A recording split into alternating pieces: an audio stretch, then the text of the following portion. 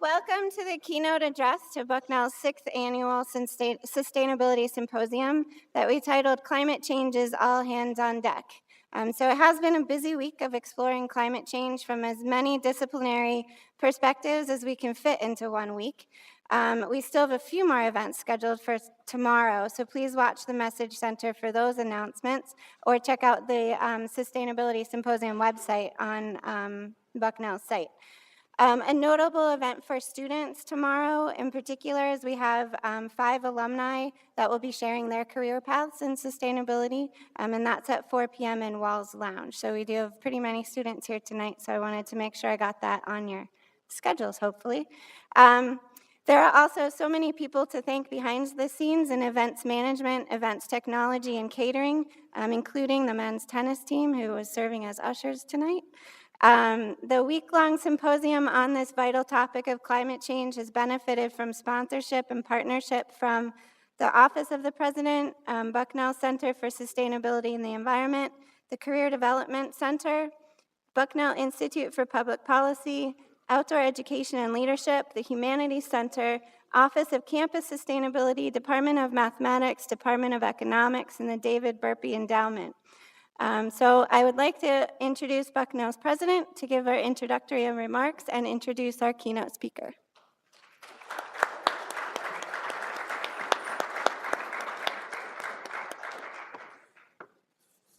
So one of the things I really like about this week, I believe it's correct that Dwayne Griffin's talk this afternoon, if you were there, and Matt Slater, thank you. I believe that was the first formal presentation in our just opened Humanities Center. And I think that really kind of captures Bucknell, science, policy, engineering, humanities, social science, and I'm really was delighted to see the venue change from Vaughn Lit over to our new center. It's a beautiful facility, so thanks for christening it. We're fortunate tonight to have a keynote speaker who is extraordinarily well known in the world of climate science, in the world of policy, in the world of predicting the future and dealing with the past. We're very fortunate at Bucknell to have many such people here, but very few are at the level of notoriety and importance of our guests tonight. So Dr. Graciela Chichilnisky is our keynote speaker, as you know. She is a professor of economics and mathematical statistics at Columbia University in New York City. She's well known for developing the carbon credit emissions trading marketplace of the United Nations Kyoto Protocol, which is a key international agreement linked to the United Nations Framework Convention on Climate Change. She was also the lead U.S. author on the Intergovernmental Panel on Climate Change, which is the organization that shared the 2007 Nobel Peace Prize with Al Gore, quote, for their efforts to build up and disseminate greater knowledge about man-made climate change and to lay the foundations for the measures that are needed to counteract such change. A prolific author of over a dozen books and something like 300 specialist research papers, her book, Saving Kyoto, was named Outstanding Academic Title of the Year in 2010 by the American Library Association, and received the Book of the Month Award in October 2009 by the American Geographical Society. Graciela was selected by Fast Magazine as 2016 CEO of the Year. She is a professor, but she's also a CEO. And in 2017 was selected by the Carnegie Corporation to receive one of its Great Immigrant, Great American Awards, something which I think, quite honestly, takes on added import at this day and time. This is an honor that salutes the invaluable role that immigrants play in helping to advance our society, our culture, and our economy. Her pioneering work uses innovative market mechanisms to create green capitalism.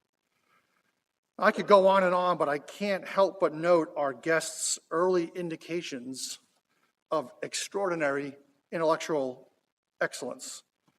With only a high school diploma, She was accepted into a PhD program in mathematics at MIT in 1966, supported by the Ford Foundation. A few years later, she transferred across the country to UC Berkeley, where she earned her doctorate in mathematics just 2 years after that. She subsequently earned a second doctorate in economics at Berkeley in 1976. After a postdoc at Harvard, she joined the faculty at Columbia and received tenure just 2 years later. In 1995, she was named a UNESCO Professor of Mathematics and Economics and has served a dozen or more institutions around the world as a distinguished visiting scholar. Again, I could go on and on, there's a lot more, but you get the point. We're very fortunate to have our guest speaker tonight, so please give her a warm Bucknell welcome.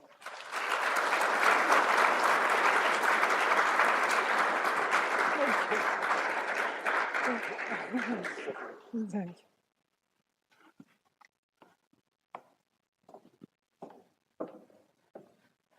It's a real pleasure to be here today.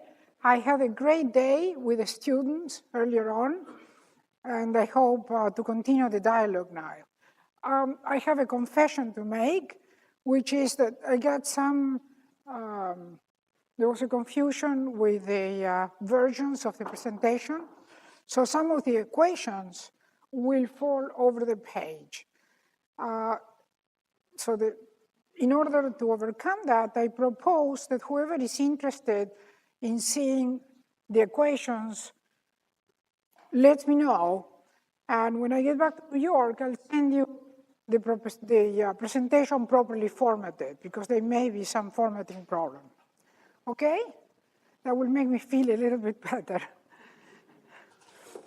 All right, so this is an interesting presentation because prompted by your sustainability symposium, I was able to put together a topic which is really pure mathematics and is at the foundations of probability theory, involves topology, and yet is directly applicable to a very practical problem in the sustainability area, which is decision-making with catastrophic risks, which I will define and I will explain. I'm going to go down to the axioms of probability theory and decision-making under uncertainty.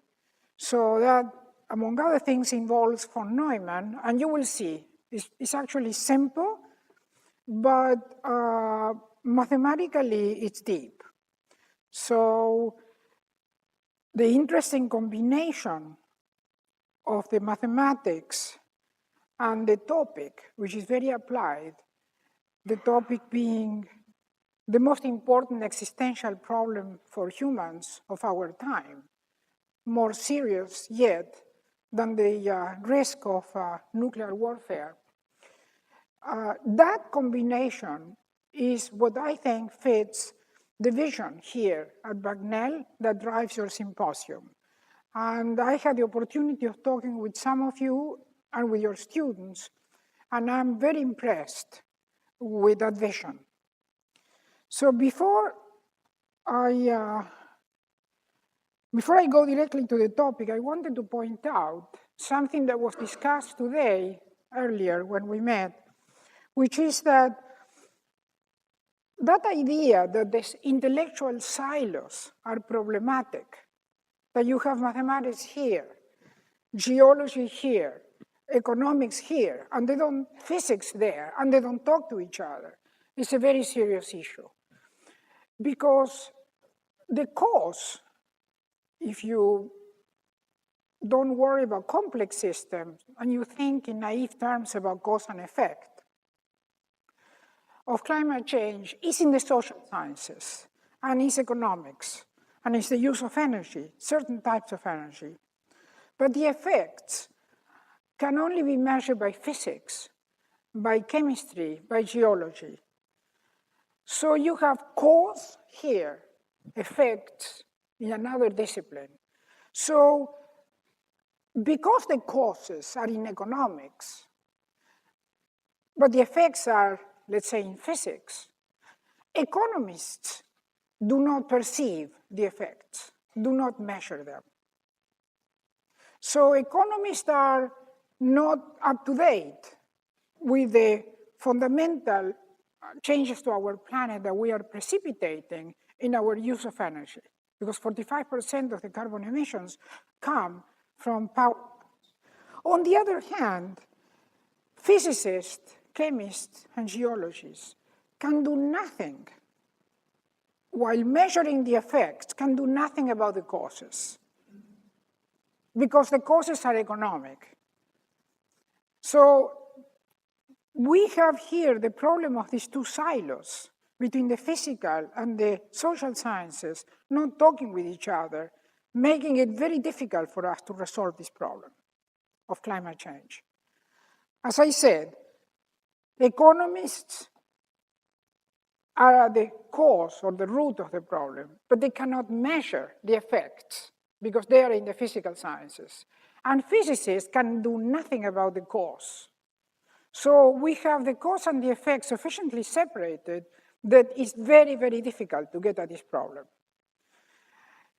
In that sense, what you are doing here, and in my little way, my attempt to put some mathematical thinking here so we can be more serious about the problem from that point of view, is what's needed. It's not that humans cannot deal with the problem, it's that we have these intellectual silos. And therefore, we are preventing from using the cause and effect that has worked so well in so many other problems that confronted humankind. I don't think I want to go into that route anymore. I just wanted to explain the connection between the symposium and the mathematics I'm going to talk about here. In particular, in making decisions about climate change, which are decisions about uncertainty, you find that there is a poverty or positive understanding of how to make decisions in the face of catastrophic risks. So people would say the probability is so small, or we don't know enough yet. The we don't know enough yet is particularly per nations because it's true. We don't really know everything that is happening with climate change. But even though we don't know whether my house will burn, your house will burn tomorrow, you still buy insurance. Everybody I know buys house insurance. So our decision-making under uncertainty and the mathematics on which it's based is what we need to revise in order to be able to deal with this problem and to make appropriate decisions. That is the message. Now I'm going to go into the mathematics if you allow me, but I will introduce, if I can, some thoughts along the way, and please interrupt me if you have any questions. These are institutions I'm very grateful for because they help to fund this research over a number of years, and there is more. And furthermore, I can provide the publications. If you go to my website, I have 360, as Professor said, and, but you can find them in PDF form there, and the proofs will be there. So the first observation is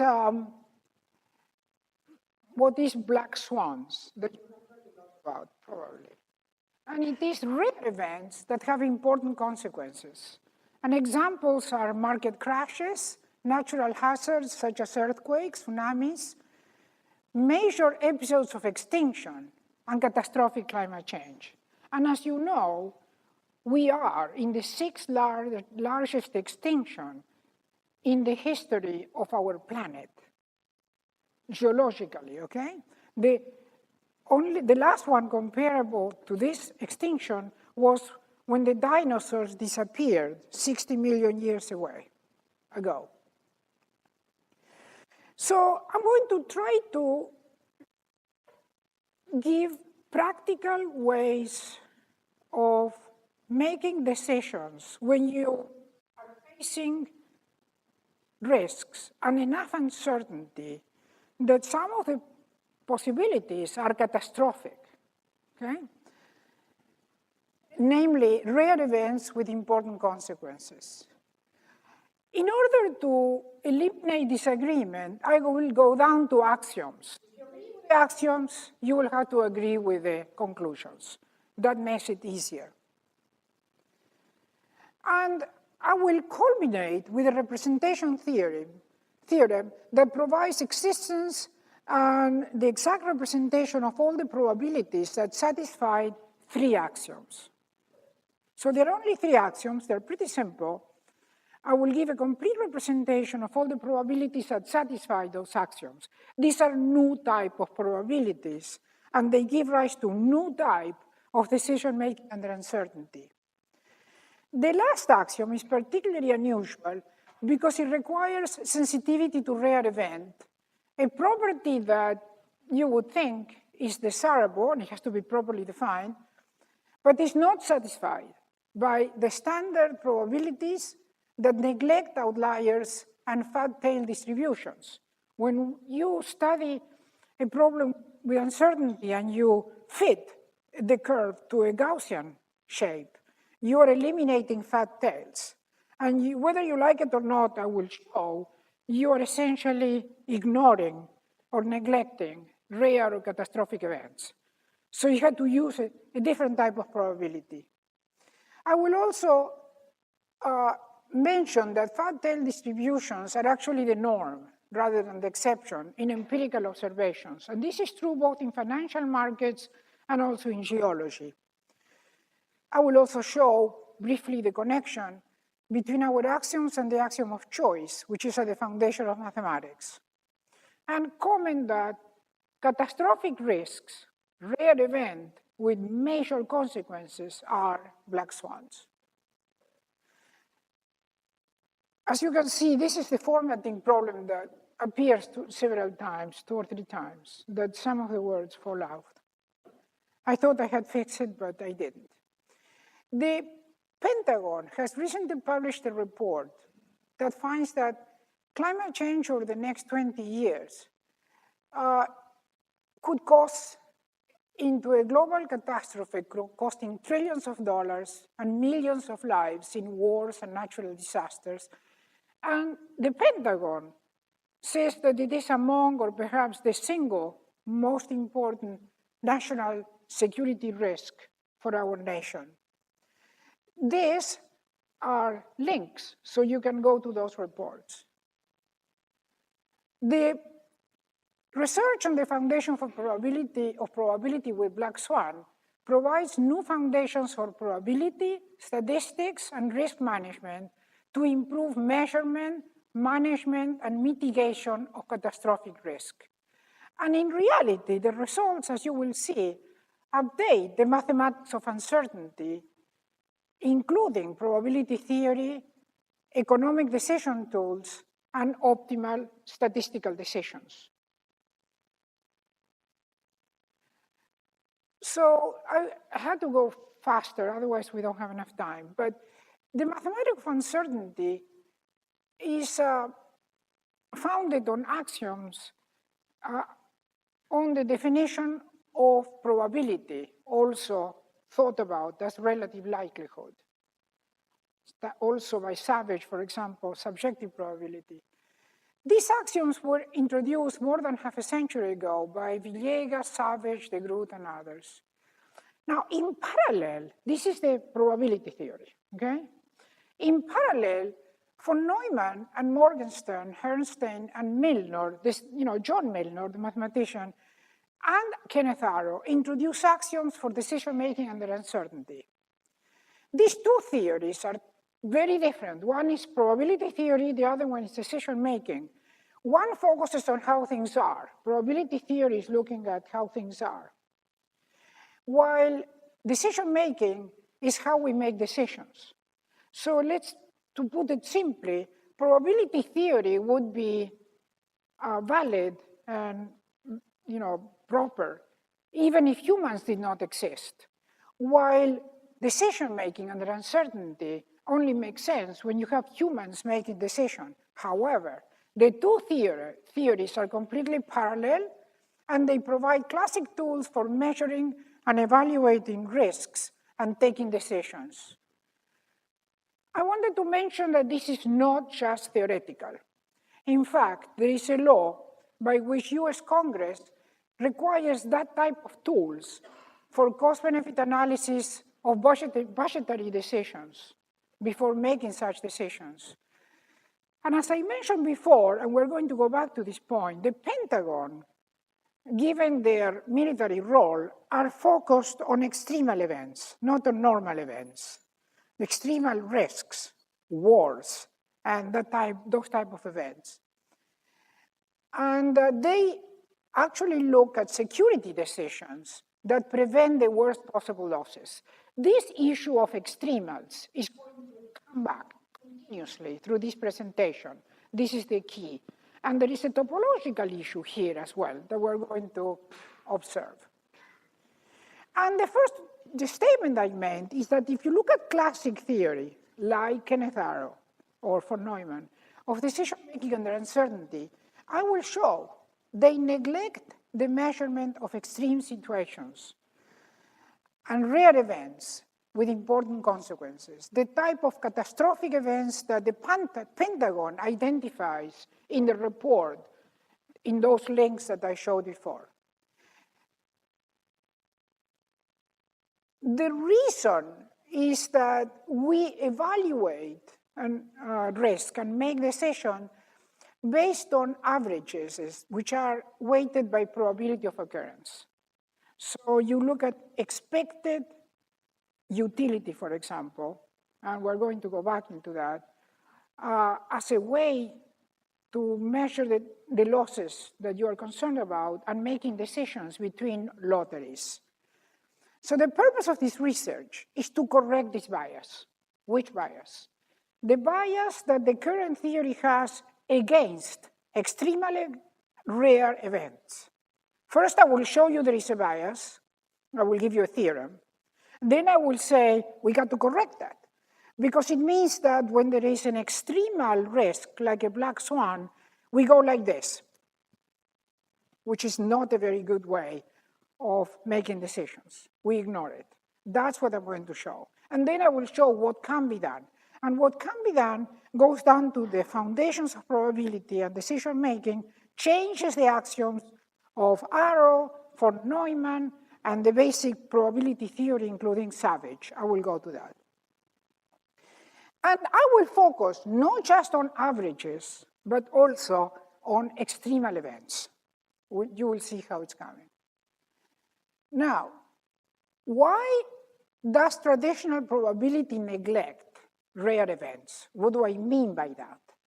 And now we're going to see that in a little bit more detail. No matter how important their consequences may be, based on Gaussian or normal distributions, which are, for the mathematicians here, countably additive measures. I don't think we need to go into that, but it simply means that if you have countably many sets, which are disjoint, the measure of the union is going to be the countable sum, okay? That's perfectly standard request in traditional theory. Whenever you have countably additive measures, they will be excluding outliers and make fact tails and power laws. There are several types of power laws, but the power laws that have fat tail, impossible. Yet, outliers and fat tails and extremals are the rule, not the exception. And this is true in finance, not just in the case of catastrophic risk. Finance and in the earth sciences. Anybody who does earth sciences here? Any geologist? Okay, look for somebody who studies earthquakes. Ask them what type of distribution do they have? And they will say it has fat tails, of course. Go for somebody who does finance and ask them about the distribution of price, the valuation of stock in the stock market, of shares in the stock market, companies as well. They will say, of course, he had fat tails, power loss, okay? Well, those are not Gaussian. And yet, what we use in decision-making under uncertainty are all Gaussian distributions. I will show you the difference and what to do about it. This is now for probabilities. Now we're going to go, boom, decision-making. In decision-making, rationality is typically equated with expected utility optimization. You see this formatting. I didn't mean to have one equation per page, but that was what happened.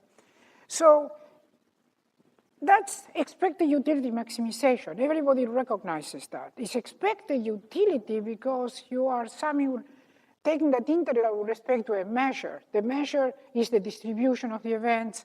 U of C of t is the utility of that lottery. I will define all these things will be defined precisely, clean, and simple very quickly. So this expected utility model, this. In other words, that you choose lotteries depending which has a higher expected utility, has been questioned. For example, in the Allais paradox. And in fact, Maurice Allais has a Nobel Prize in economics due to his work on that. The equity premium puzzle in finance, the risk-free premium puzzle in finance, and the new field of behavioral economics. I would love to tell you about that. The field of behavioral economics is based on this type of phenomena. The discrepancies between the theory, which theory? Expected utility, like who? Von Neumann, Arrow, well-known, wonderful scientist, okay? The discrepancy between the expected utility that they define and they use and the reality, the empirical reality, are most acute in cases where you have black swans or catastrophic risks, where they may be market crashes, where they may be climate change events. So this led to adopt an irrational interpretation of human behavior. So anybody here says, well, we know economists are irrational, and it may be true, but not for this reason.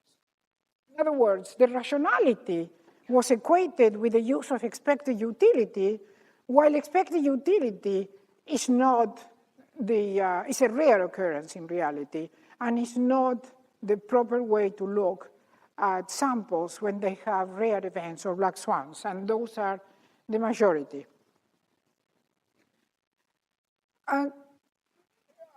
Talking about catastrophic risks, I just wanted to tell you that is a phenomenon that describes black swans. Okay? Now, you probably know about the work of Savage, who used a different foundation for statistics, where the subjective probabilities were finitely additive measures. And ask me if you want an example of a finitely additive measure, keeping in mind that not everybody here has the same interest, but if you want, by all means. And his work, adopting those type of probability distributions, became very controversial because his distribution gave all the way to rare events. So Savage went the other way around. Anybody here works in probability theory? No. Okay, never mind. Don't worry about it. So in the new mathematics of uncertainty that I'm going to be talking about here, we're seeking a middle ground. We are saying countably additive measures are sometimes useful. Purely finitely additive measures like Savage and Dubin's used are sometimes ideal when you focus on catastrophic events or black swans. But the reality is that you have to have something in between. What is something in between? Something in between are probabilities that are neither countably additive nor purely finitely additive. They are a combination of both. And that's a theorem, it's a representation theorem. I'm not saying it, I'm proving it. I will go there next, okay? So that's where we're going. And you say, okay, so what's new here? That's new. I can assure you that there hasn't been work until this on probability theory where the probability, instead of being Gaussian or extremals, are a combination of both. They have extremal or purely finitely additive features and they are also partly Gaussian. I will give you the formula, okay? So that is the reality. So what I'm going to now prove is the following. Traditional axioms, like von Neumann, neglect catastrophic events. I will provide new axioms, always three, just three. I will show that the axioms and the results coincide with von Neumann when there is no catastrophic events. So therefore, if you have no catastrophes or no black swans, the theory I'm giving you is exactly the same as von Neumann. But when there are catastrophic events, it's quite different. I will give a representation theorem that says what do all the probabilities that satisfy these three axioms look like? All of them, which is similar to what von Neumann did using his axioms. But I'm doing it for my axioms, which, as I said, are the same as von Neumann, unless you have black swans. And I will provide the new type of decision theory that is based on this new type of probabilities, because these two theories are parallel. There is probability theories, and then there is decision theory based on probability theory. So I will show, this is a theorem, that you have a convex combination of countably additive and purely finitely additive measures with neither part being zero. That's very important. These are probabilities that were never used before. Not even Savage was doing that, okay? And I will give you an example to show you how reasonable these probabilities are, and yet we have no mathematical formalization for them. Here is a decision-making criterion. Optimize or maximize your expected returns in your portfolio while minimizing losses in case of a catastrophe. It's like, okay, so what else is new? Well, please understand this example. This criterion is inconsistent with von Neumann, is inconsistent with Arrow's decision theory.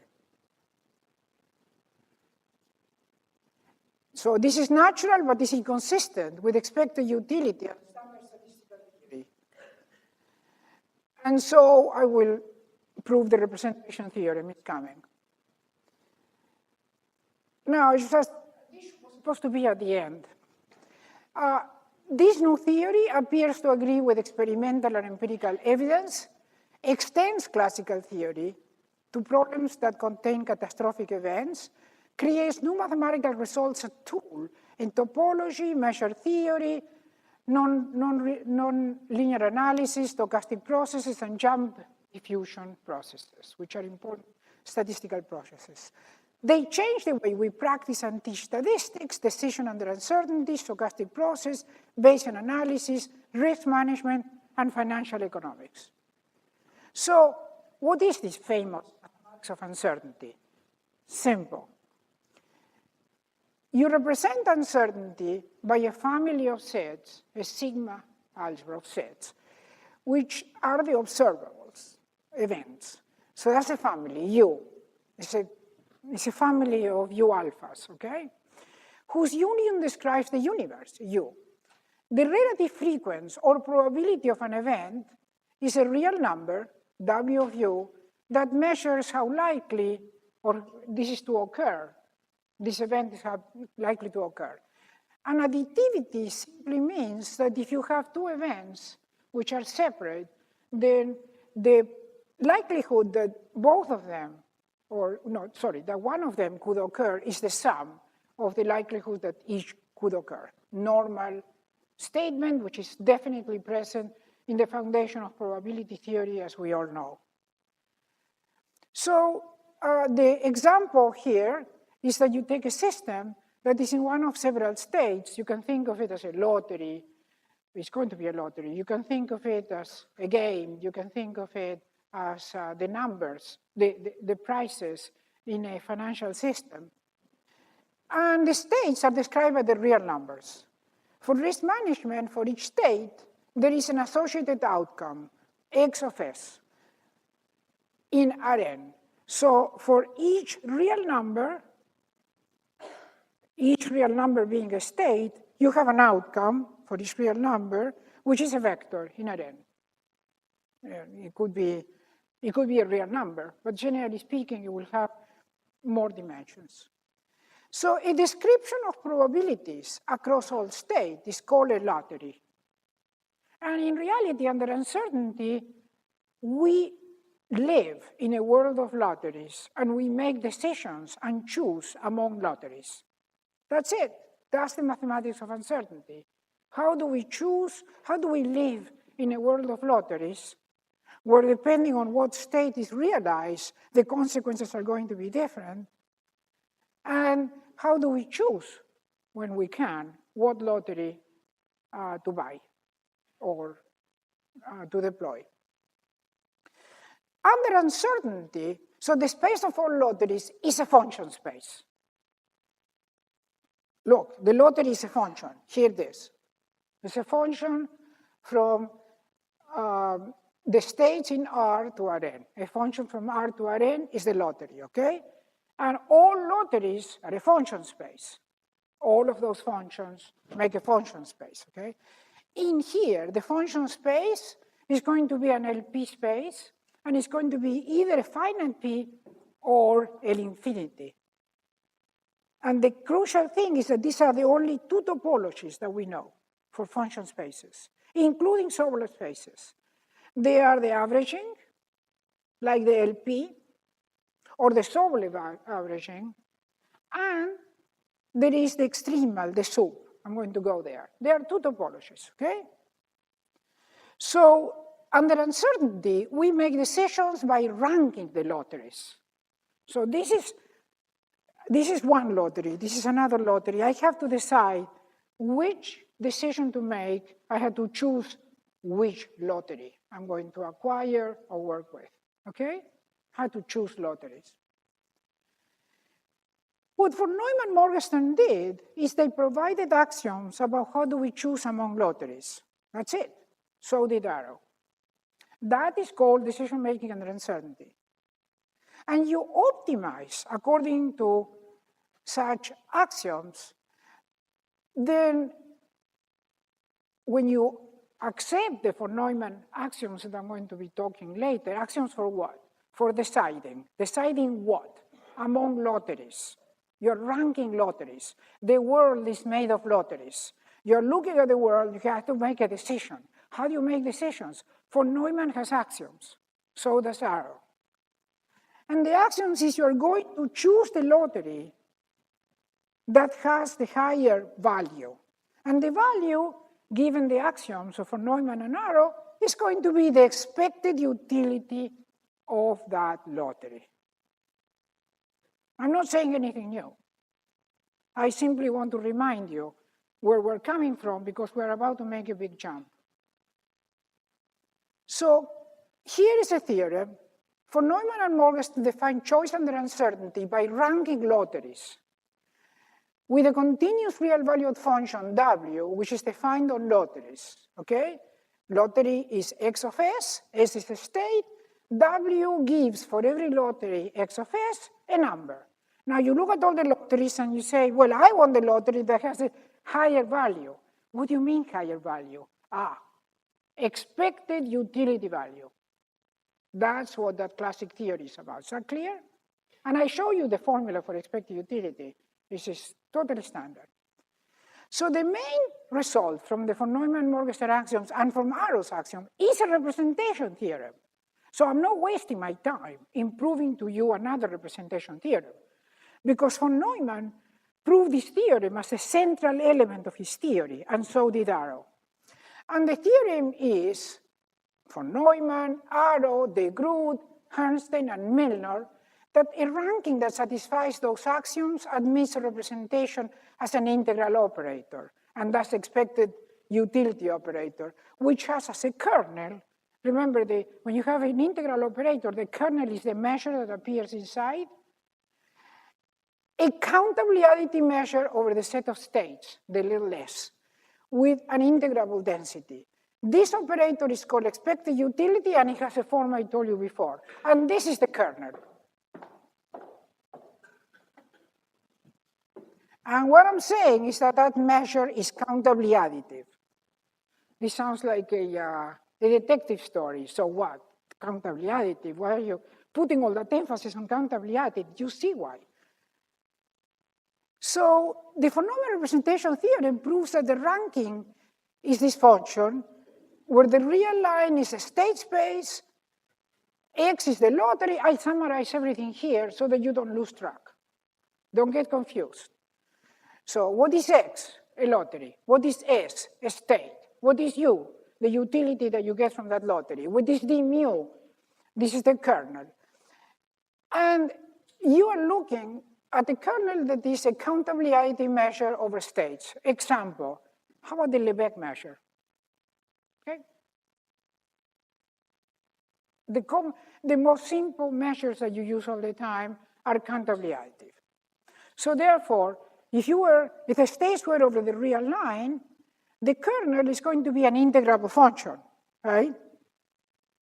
And that is what gives you the bell curve, right? Because the bell curve is an integrable function. And I'm saying, something else is going on. So hold on. So relative likelihoods rank events by how likely they are to occur. You choose among risky outcomes by ranking lotteries. So an event lottery is ranked above another one if and only if it assigns to the lottery a larger real number. So you prefer the lottery X to the lottery Y when W of X is larger than WY, where W has that form. The optimization of expected utility is a widely used procedure for evaluating choices under uncertainty. This is an understatement.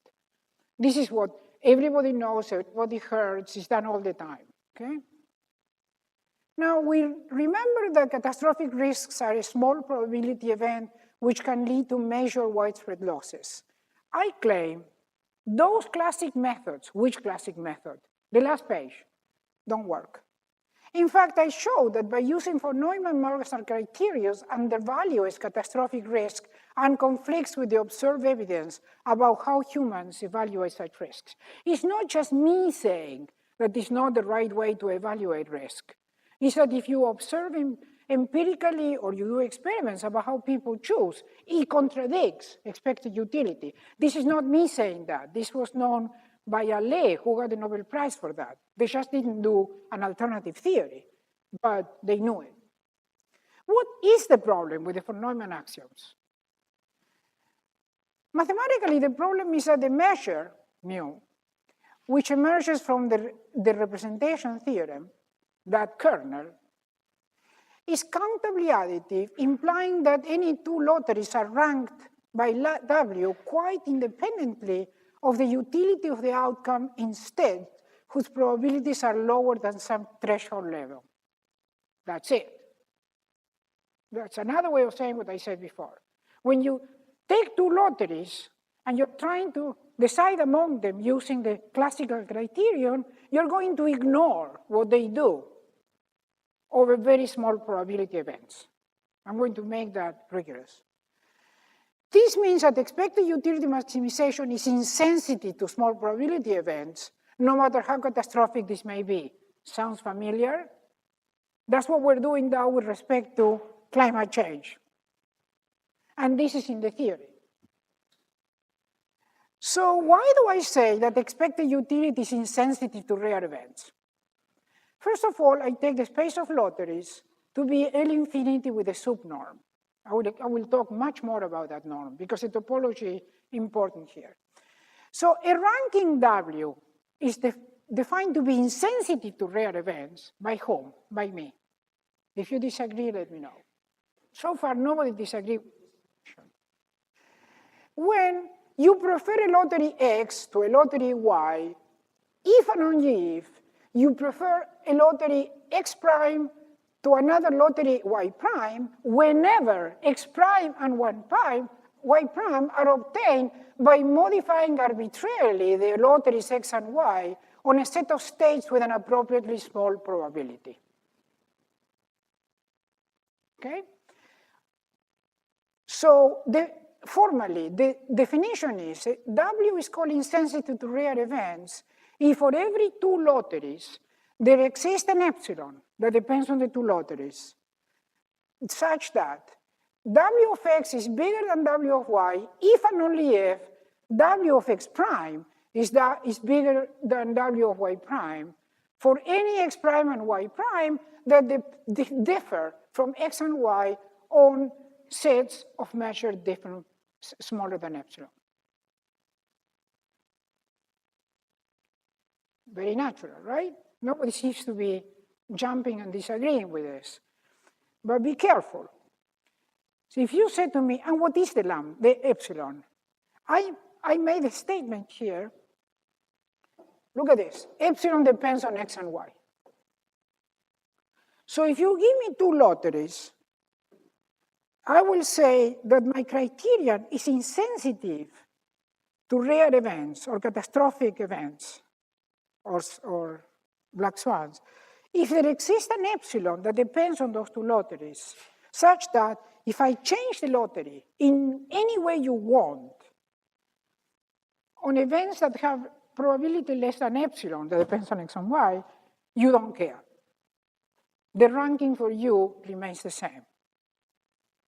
So there is an example in Arrow's book where he says that if you prefer 1 cent to 0 cents, actually this is in his book, and you are rational, you should prefer 1 cent with a small probability of death to 0 cents, if the probability of death is small enough. I am quoting from his book on Essay of the Theory of Risk Bearing. Now, any normal human being will say, wait a second, why am I going to take a small probability of death to make 1 cent? Come on, right? Okay, that is what the theory does, and that's what I don't accept. So we're going to see where do you go from here, okay? And you go a long way. So again, you don't care what's happening in small probability events. That's the definition of being insensitive to rare events. So that's the definition.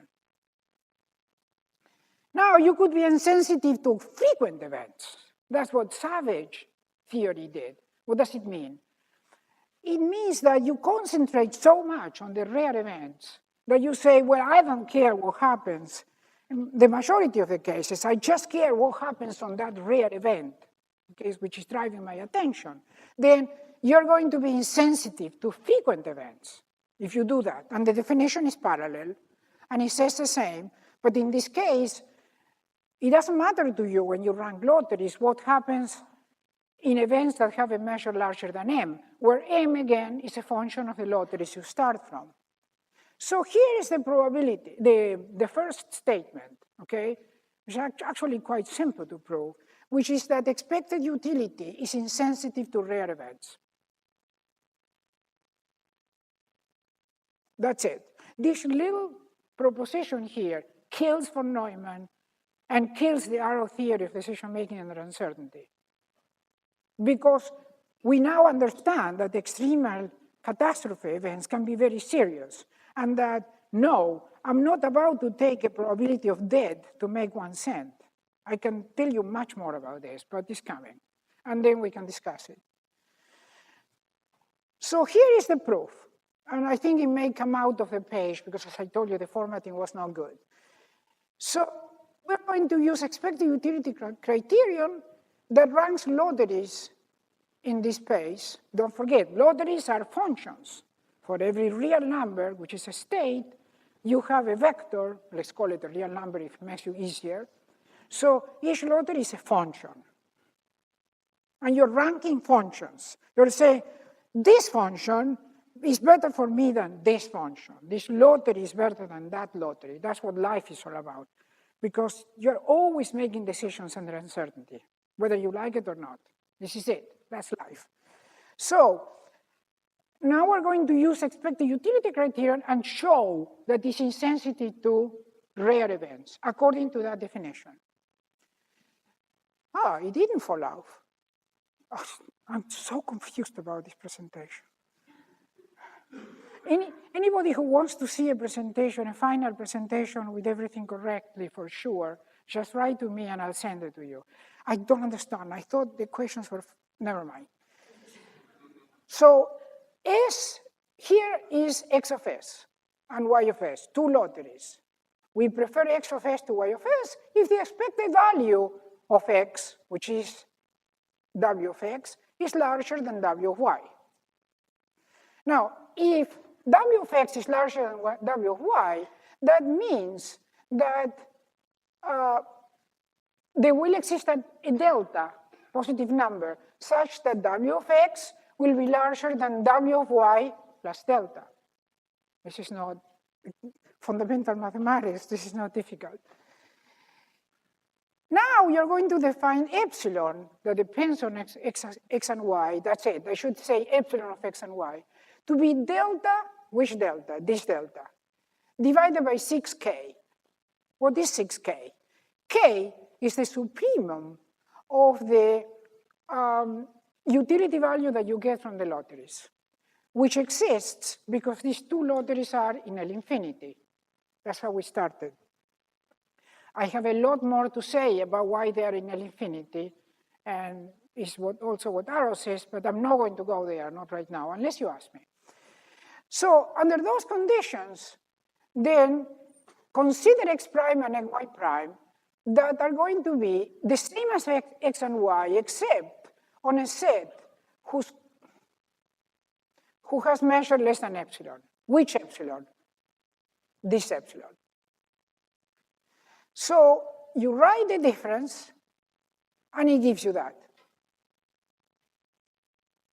And it's also true that this difference is going to be less than delta over 3. So you have two that are less than delta over 3. Therefore, if you consider the difference, it's supposed to be a difference between x and y being the expected values, it will give you that because of the distance between u of xs and u of x prime of s that is less than delta over 3, then the difference between those two will be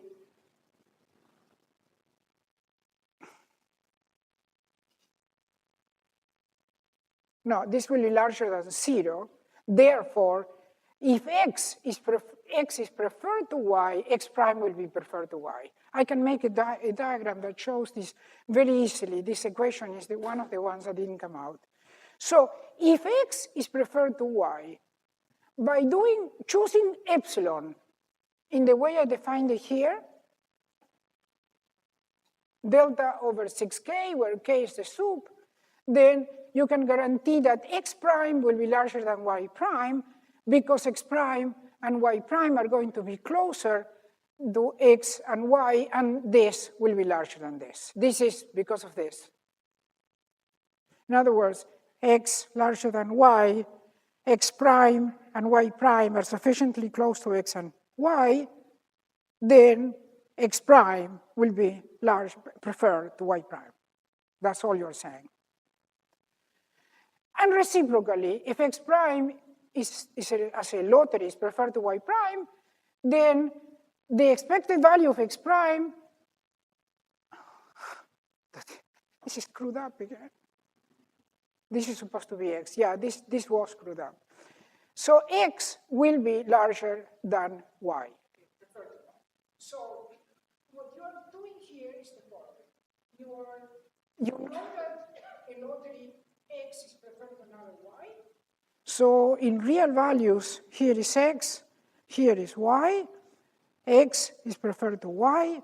Now you're going to say for lotteries which are very, very close to x and y, x prime and y prime, that inequality persists, and you still prefer x prime to y prime. That's what it says here. And the same thing is going to be true if x prime is preferred to y prime, and x and y are sufficiently close to x prime and y prime, then x will be preferred to y. The implication of this, and all you have to do is define properly the x. So therefore, when x and x prime, y and y prime are equal almost everywhere.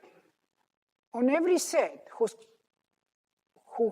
complement has measured less than epsilon, then x is preferred to y as a lottery if and only if x prime is preferred to y, where x prime is a lottery that is closer to x than epsilon, and the same thing for y prime and y. Therefore, by modifying those two lotteries, x and y, on sets of sufficiently small measure, you preserve your preference between x and y is translated to your preference between x prime and y prime, where x prime is a slight deformation of x as a lottery, y prime is a slight deformation of y over sets of a sufficiently small probability. And that, which didn't come out there, I don't know what happened to this version, is the definition of insensitive to rare events. Therefore, it turns out that every time you consider expected utility, you are insensitive to rare events. That's it. That's all I wanted to show. Therefore, as defined by von Neumann-Morgenstern, expected utility is not well suited to evaluating catastrophic risks, because the catastrophic risks, by definition, are risks that have a small probability with enormous consequences. And what I showed is that you can change the outcome of your lottery on a small enough probability, on a set of small enough probability, and you wouldn't care about the outcome, or you wouldn't change your preference. Therefore, showing insensitivity for rare events. So therefore, that is a clean demonstration, with the proof being less clean, but I warned you, that the traditional von Neumann-Morgenstern and Arrow expected utility criterion is insensitive with respect to rare events or catastrophic events. That's the problem. Of course, we are not likely to take, when we use expected utility, therefore, we're not likely to take rare events very seriously, because we are insensitive to rare events.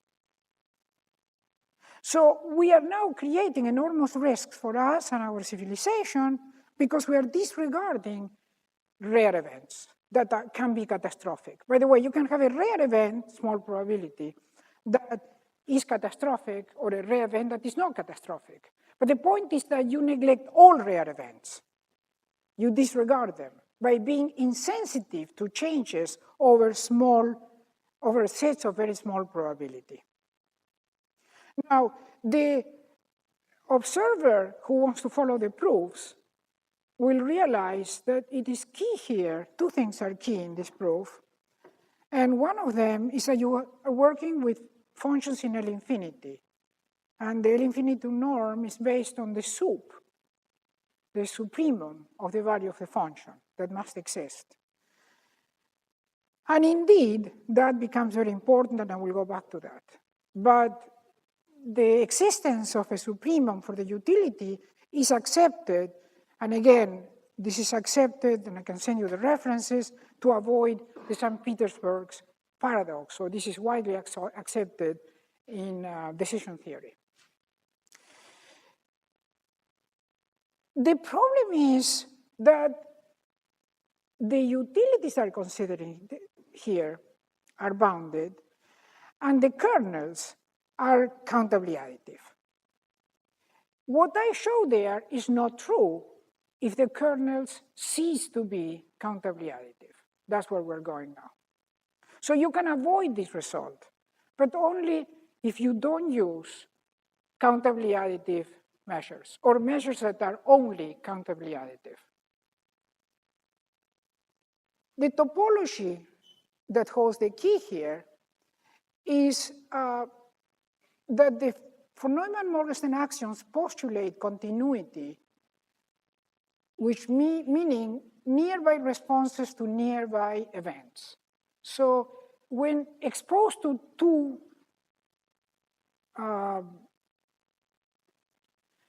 lotteries, you're going to respond to the difference between lottery X and lottery Y in a way that doesn't change for small variations of those two lotteries. So the question is what small variations mean. And if you are in L infinity, the small variation means that the supremum or the extremals are very different. But if you are in LP, it means that the averages are very similar. Well, what happens is that in expected utility theory, we were using averages, while I postulate that we should have to use supremum to evaluate the differences. And the answer to that lies on the fact that the reason for that lies on the fact that when you are exposed to extremal events, you take extremal responses to extremal events. While when you are looking at average events, you look at average responses. And what we do with expected utility, or expected values if you wish, which we use all the time, is take an average. We look at, okay, these are all the possible states. This is what can happen. I multiply what can happen by the probability, and I sum this up. That's the expected value, right? That's an average. That is the problem of expected utility, that it averages the outcomes. And what I'm trying to say here is that when you are faced with extremal events, and that's what I talked about when I spoke about the pentagon, you have to worry about the extremality of the event, not the average. So look at it this way. Let's say that there is a lion coming towards me, okay? Coming that way. So am I going to look at the average response of lions in that situation, or I'm going to look at the worst that can happen and make a decision based on avoiding the worst? You understand what I'm saying? So expected utility is looking at an average of what can happen. And it's not unreasonable for normal events. But if you're dealing with extremal events, you may take a different response. You may say, no, I'm not going to. This is what happens in the example I gave you before. What about choosing a lottery that has expected value equal to 1 cent, and another one whose expected value is 0 cents, and say, well, then I will prefer the first lottery with a small probability of death to the second lottery with a small probability of death? No. The first lottery with a small probability of death, which gives me 1 cent, and the other one gives me 0 cents. I will say no, because the fact that death can occur is an extremal event. And therefore, I'm not going to average that. I'm going to look at it as an extremal. That means using the subnorm. So topology has the key. The question is, are you going to use LP norms to measure the proximity or the difference and to define continuity, or are you going to use L infinity norms, subnorms? Makes a huge difference. So I'm saying, when you have extremal events, you have to consider the subnorm. You have to look at the worst that can happen and make your decision taking that into consideration, not averaging it. Particularly not averaging it if the probability that that will happen is very small. Because in that case, the weight that you give is going to disappear within the average. That's the issue. So in the von Neumann-Morgenstern axioms, you postulate nearby responses to nearby events where nearby is measured or determined, measured by averaging distances. That's the topology, the LP topology. However, with catastrophic risks, we measure difference by extremals. So that's what I said before about the pentagon. The pentagon is not averaging the probability of a war. They're saying we got to be prepared for the worst possible outcome. And that's what I'm saying. Actually, after doing this work, I published an article called The Topology of Fear. Somebody here mentioned that they thought it was a very nice title. I forget who it was. Cassidy. Yeah. So the topology of fear is a subnorm, because it means that for two things to be very similar, it's not the averages that are similar, but it's the worst that can happen. And it turns out that in our brain, we have two different places that respond to these two different topologies. One is the old emotional brain, which is the reptilian brain, and that is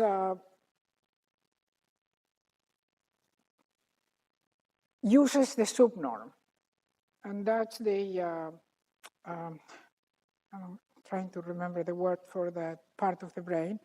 And the other one is the cortex. The cortex, which is here, averages event, and the amygdala, which is in the hypothalamus, is an older part of the brain, doesn't average. It's chemical, it's faster, and it has the supremum responses, okay? So essentially, what we're looking here is different type of responses that correspond to different topologies, and let's see how that becomes mathematically a different criterion, which is not expected utility. So the average distance between lotteries with the LP norm is this, of course. And this is also true for HP norms in Sobolev spaces. The extremal distance will be measuring the essential supremum of the difference of the two lotteries. So our reaction to extremal or catastrophic risk is extremal. Changing the topology, namely the way we measure distances, changes our approach to risk, and it leads to new ways to evaluate risk. No longer Gaussian measures, but Gaussian measures combined with singular measures. Actually, they have to be qualified. So I'm going to update those axioms that I gave you before, provided by von Neumann and Arrow, differently, but essentially the same, requesting the following three axioms. One, linearity and continuity. Don't forget, what are we looking at? They're looking at ways of evaluating or real valued functions over lotteries, okay? So the functions have to be linear and continuous. According to whom? Well, that's common to us, to von Neumann, to Arrow, to everybody. So there's nothing new there. Nothing new there. Nothing new here, because von Neumann, Morgenstern axioms are sensitive to frequent events. But this is new. I'm going to ask for sensitivity to rare events.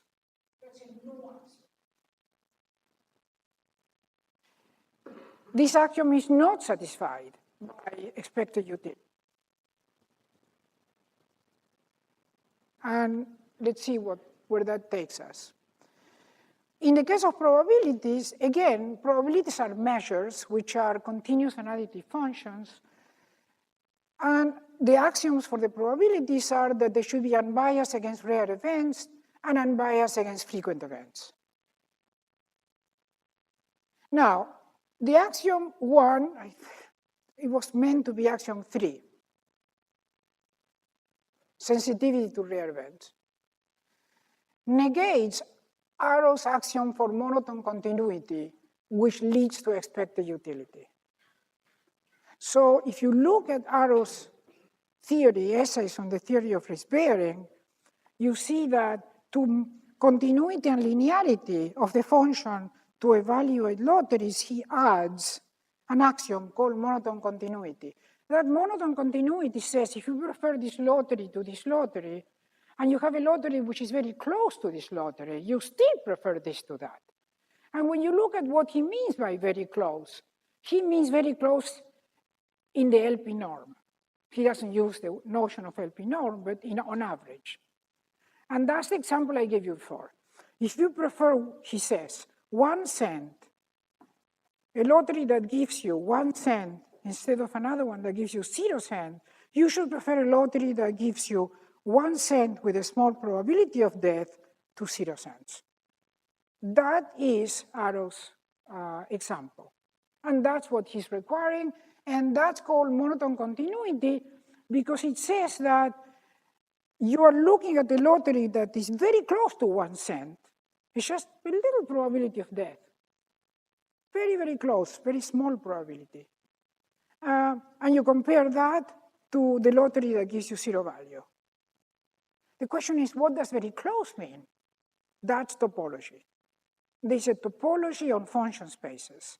And topology in function spaces can look at the function like this, and another one which is like this, or rather like this, and say they're very close. The integrals are very close. But if you use the L-infinity topology, they are not very close. They are always very different because of that extreme element. Okay? That's essentially what we're saying.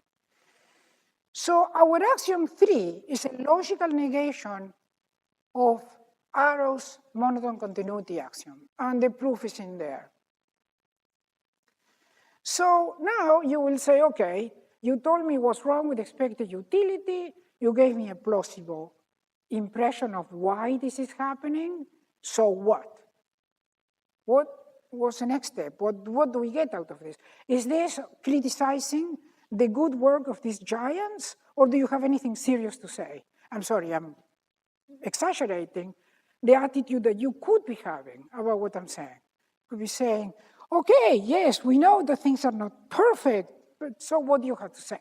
What do you have to offer, Chichilnisky, if you can pronounce my name? Okay, what I have to offer is the same thing that von Neumann offered, which is a representation theorem, but a different one. A representation theorem of all the functions that satisfy my axioms. Not Arrow's, not von Neumann's, mine. How are they different? Only in one way. I require sensitivity to rare events, which by now you know what it means. Now, any mathematicians here? Please, there must be some. Yes, thank you. Yes, perfect. Okay, now, do you have a solution? Can you tell me all the functions, these 3 axioms? Namely, how different are the functions going to be from expected utility, or the probability measures, which don't have a utility, they're just probability measures? How different will the probabilities be from Gaussian probabilities? Okay, now it's a theorem. I'm not going to keep you guessing, but there is a theorem. There is a representation theorem, and here it's coming. Okay, so the theorem is that there exist criteria that satisfy the 3 axioms. So this is not criticizing the old. This is actually bringing something real, practical. And now I can tell you, what do they look, all of them? What do they look, the ones that satisfy my 3 axioms? They look like a convex combination of purely uncountably additive measures with both parts, with none of them being 0. So it's a strictly convex combination of purely uncountably additive measures. Both parts are non-zero or present. So here is why. Here is why. It's well known that the dual of L-infinity contains both countably additive and purely finitely additive measures. I didn't invent that. That's well known. You know here, you know about that? Yes, okay. If anybody doesn't know or wants more of an explanation, let me know. So what the axiom of monotone continuity that Arrow defined did is to eliminate purely finitely additive measures. So you were left with countably additive measures. And they spend a lot of time and energy finding ways to eliminate purely finitely additive measures. And I'm going to say, not only you don't want to eliminate them, you want to bring them in. So essentially, my axiom 3, which contradicts the monotone continuity of Arrow, and the similar axiom of continuity on the part of von Neumann, is saying, if I prefer a lottery that gives you 1 cent to 0 cents, will I prefer a lottery that gives me a certain amount of number to 0, or 1 cent to 0 cent, and a little bit of depth. And I will say it depends on the money. Depends on the conditions. I may prefer a lottery that has a small probability of death, if it is small enough, and if you're giving me several $1 billion. I'll give you an example that's a little bit sad. The editor who published one of these papers died. When I said what I just told you, he said to me, well, so this is an experiment that we have carried with a team I have in France. You have a mountain of pills. And every single one of those pills, if you eat it, will cure you, except one that will kill you. The question then becomes, how big should the mountain be before you're willing to take one of those pills? So what the editor said is, he told me, I have terminal cancer. So the pill doesn't have, the mountain doesn't have to be very large for me. Any probability of curing will be important to me. The impact of that is to understand that for small enough probabilities and large enough rewards, you may be willing to accept a small probability of death. In fact, we do that all the time. We make decisions like that all the time. But that conspires against the monotone continuity axiom of Arrow and the equivalent axiom in the case of von Neumann. So my axiom of that you need sensitivity to rare events doesn't say that you're always sensitive to rare events. It says that you don't neglect rare events just because the probability is small. That you don't neglect them. It's the logical negation. It doesn't say you are against it. It says sometimes yes, sometimes no.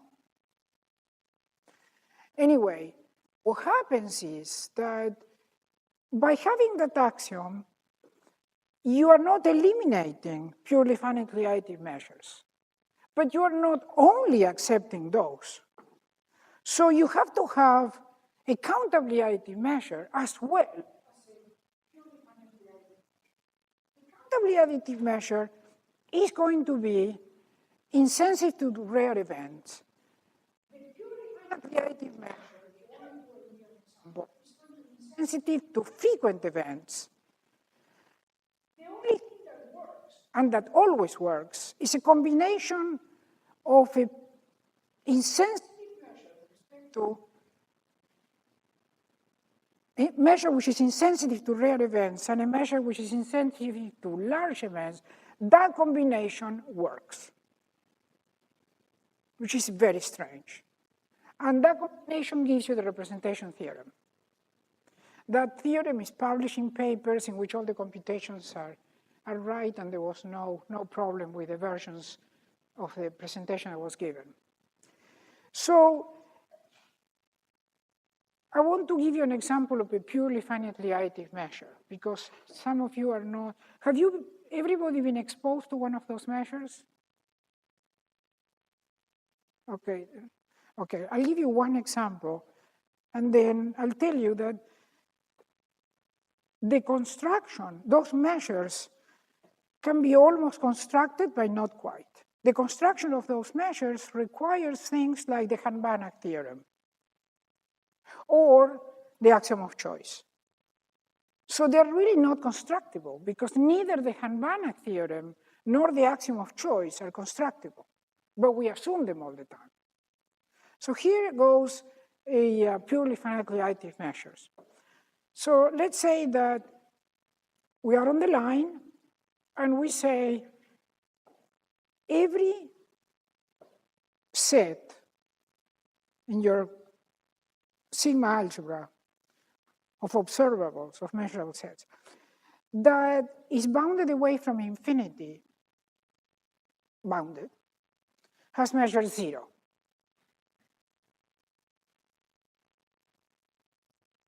So unless your observable includes the point of infinity, it has measure 0. That's countably additive. Sorry, that's purely finitely additive. It's not countably additive. Why is it not countably additive? Because I can take the interval 0, 1, 1, 2, 2, 3, 3, 4, etc. Each of these are bounded away from infinity, and therefore each of them has measure 0. But the sum of them is the line R, and that has measure 1. I'm looking at the measure on the reals that is purely finitely additive. So any bounded set, 0, 1, 1, 2, all of these segments will have measure 0. And the union of them will still have measure 0, so it's additive.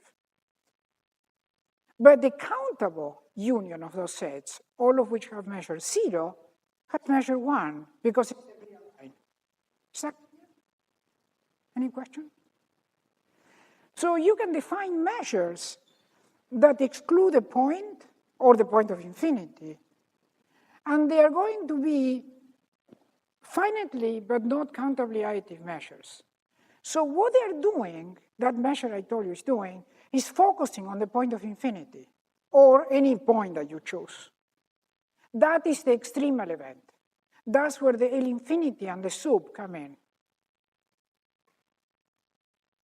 So I hope this is clear, but it means that when you are going to choose between your lottery that gives you a value 1 and the one that gives you a value 0, and then the point of death, you're going to say that the measure is going to give more focus to death than what would appear to be from the fact that it's just, a set of very small probability. So the decision about choosing lotteries will depend on the normal events, which are frequent, as in the von Neumann theory, as an expected value, but there will be more weight given to, in this case, the point of infinity, or any extremal that is the second part in the distribution. The distribution has two parts. The first one, which is going to be countably additive and therefore will neglect rare events, and the second part, which is focused on rare events, because it's a purely finitely additive measure. And you're going to have a convex combination of those, neither of them being 0. But you give more weight to the extremal event. It's a singular event. Now, I wanted to clarify. I have an article published in a volume in the Fields Institute in Toronto. No, actually, I published a book with the Fields Institute. But the article I'm talking about is in a book in honor of Jerry Marsden, in which I showed that this type of probability distribution was never used. And it having these two parts makes it sensitive to both the frequent and the rare events, and can be used in different examples, in different ways. And I want to give you examples of how to actually do this. Okay, 1 second. How to build examples of this type of criteria that allow you to deal with extremals and catastrophes, focusing more on them rather than ignoring them as we do using expected utility. By the way, suppose there are no rare events, there are no catastrophes. Then that probability agrees with expected utility. Therefore, in a world where there are no rare extremal catastrophes, the traditional theory is fine. And this is an extension of the traditional theory. It's not a rejection. In other words, this theory agrees with von Neumann, Morgenstern, and Arrow in the case in which there are no catastrophes.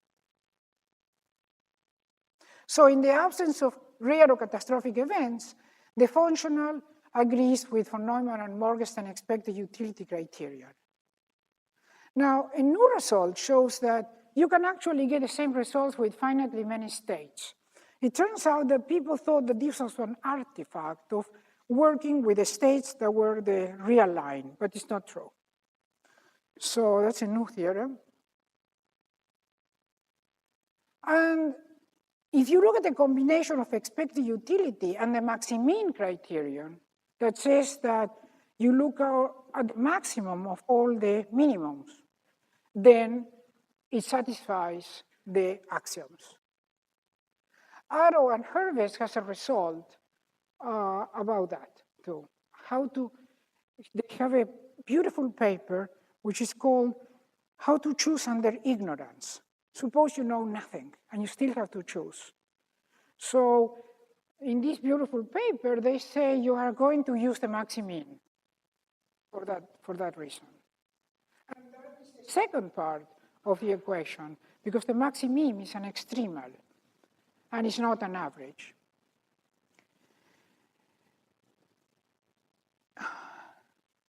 There is an assumption, if you know the book of the Groot, the whole work of the Groot in statistical analysis, then he has an assumption or an axiom called SP4 that compares the relative likelihood of bounded and unbounded set.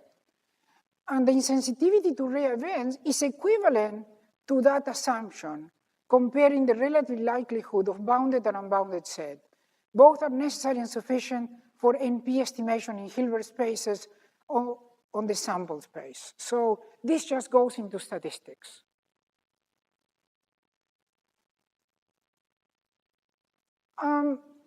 So I'm going to give you a few examples of criteria that we use every day that seem to agree with the type of probability distributions that I defined here. So if you have renewable resources or resources that could become extinct, so the difference between survival and extinction, choosing with the new axioms is equivalent to optimizing the expected utility of the stock, but it has a survival constraint on extinction. So every time that you try to maximize the stock, you have the tragedy of the commons, and you end up destroying the resources by trying to optimize. This is a well-known problem, which is called the tragedy of the commons in economics. So it turns out that the criterion that I gave you with that representation theorem is equivalent to optimizing the expected utility or the returns from harvesting a forest or harvesting a fishery. But you have a survival constraint on extinction. You are particularly focusing to stay away from extinction or from the catastrophe. You are giving more value to the fast catastrophe and you don't average it. That criterion is inconsistent with von Neumann and Morgenstern, but it's consistent with the representation that I gave you. Now, the factor lambda, which is gives you the convexity is almost like a Klein-Millman representation theorem. You have extremals, and what I'm saying is that you should be looking for a measure or a distribution probability, which is not an extremal, is somewhere in between. But the factor lambda, which gives you the convexity, links countably and finitely additive measures. And if you think about it, where it comes from the marginal utility of the renewable resource at the point of extinction. So if you look at a very specific problem, then you find that if extinction is the extremal event you're trying to avoid, the marginal utility of the renewable resource at the point of extinction gives you that factor that links the countable with a finitely additive measure. Now, if you then want to forget about decision making and just go to probability, then I published an article about foundations of probability with black swans that give you new types of probability distributions. Now, only probabilities, no decision. Okay, it's like a universe without humans. And you can obtain new statistics and new probability theory with black swans or with catastrophic events that are sensitive to both rare as well as frequent events in the sense defined before.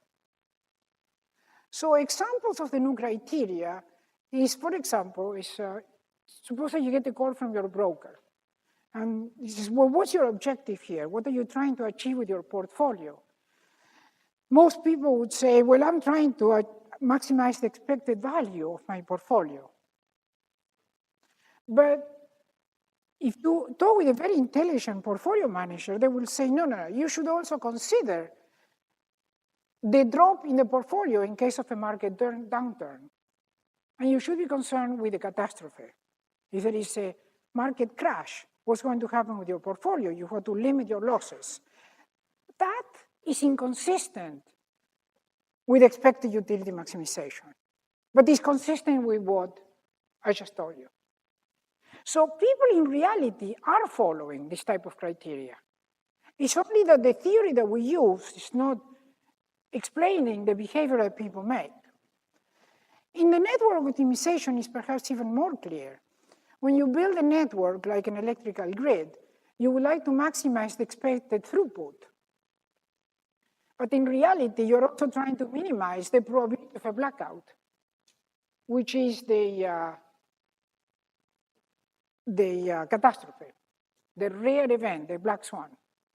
So if you try to do both, you violate the form of expected utility, but you actually are accepting the form of the representation theorem that I gave you.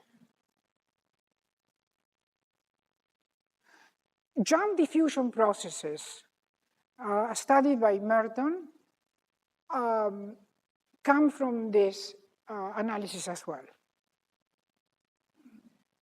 The new theory appears to agree with experimental and empirical observations.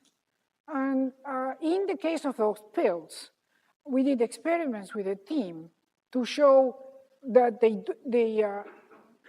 behavior that people exhibit with respect to choosing pills among the pile agrees with the type of criteria that I gave you, in which you combine pure and countably additive measures, or rather, averaging together with looking at extremals. We need to then change how we teach statistics. This becomes a little bit difficult to explain, but I will say very lightly. When you do Bayesian analysis, of course, the moment that you update the probability, you are updating in a way that minimizes errors, right? But when you minimize errors, you have to decide, what do you mean by minimizing errors? You minimize the average of the errors, or you can minimize the extremal error, or a combination of both. Right now, whenever we do a Bayesian analysis, and we do it all the time in science, we use the average, minimize the average errors. But if some of these errors could be catastrophic, you don't want to minimize the average. You want to minimize the combination of the average and the extremal, which is the type of criterion I was telling you about. That changes the Bayesian updating of your probabilities, because you're looking for a probability, the new probability, the updated probability, that is minimizing errors or expected errors or errors in the second stage in a different way. Now, the construction of functions to represent singular, actually the word singular measure has to be careful. There are two ways to think of singular measures. The typical use of the word singular refers to the fact of a measure which is not absolutely continuous with respect to the Lebesgue measure. And this means that they could be sets that have measure 0 in 1 in the Lebesgue measure, but not measure 0 in the new measure that you use. And those are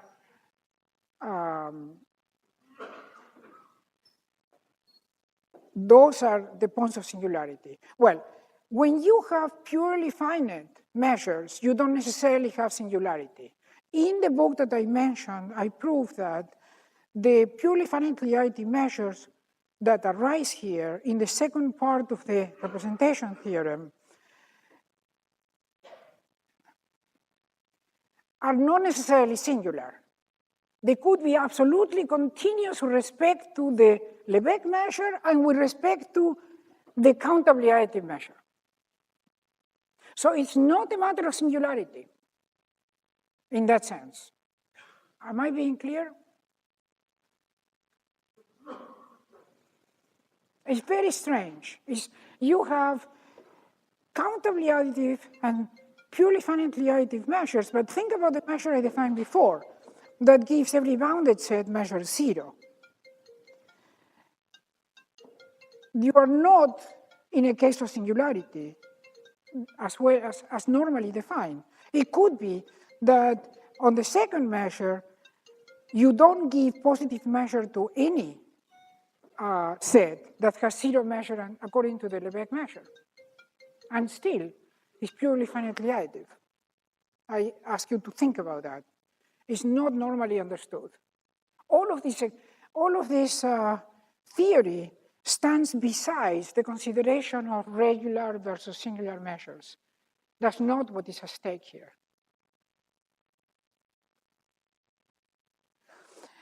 Now, it may seem that this is very new, and it is very new, but as it turns out, the key issue, which is the use of a subnorm topology, interestingly enough, and this is like a historical point, very interesting in my view, is that the L infinity measure, which is behind all this, the subnorm,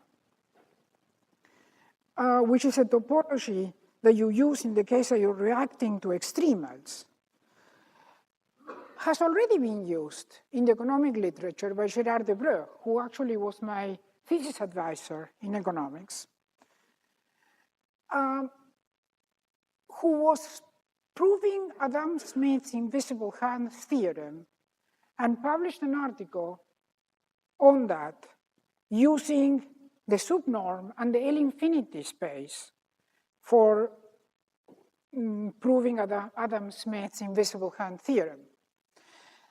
What's interesting is that he published this result in the Proceedings of the US National Academy of Sciences, but the article was introduced by von Neumann.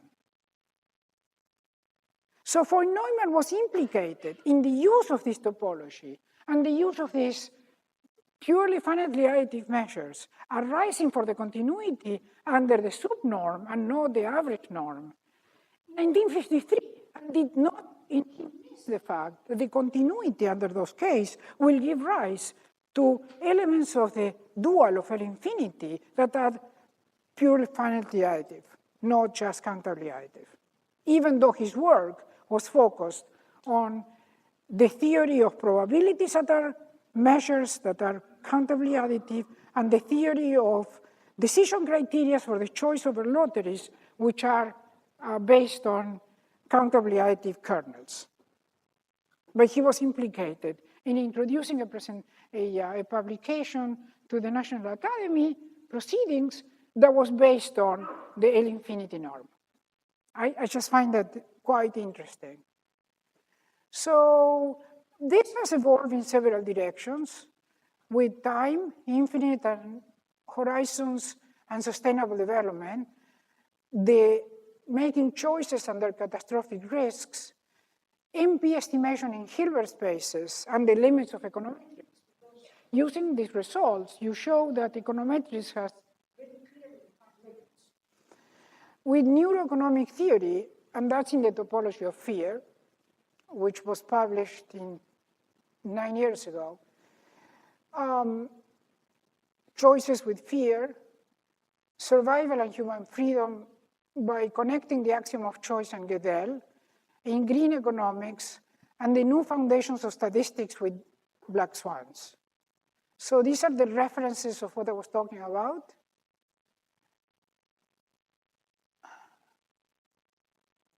And this is some of the experimental work. This is the work of Melnor that I mentioned, the work of the group that I was mentioning. There is also the work of Arrow and the work of Neumann. So that's the end. On the other hand, as I said before, if you want to see the exact proof where the equations were improperly formatted, I'll be happy to send you the presentation electronically, just let me know. Thank you.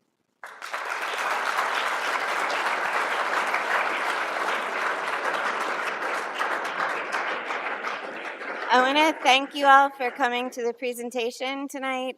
We sort of ran out of time for questions, but I'm sure if you have any to stick around and come up and ask Dr. Chichilnisky afterwards, that would be great.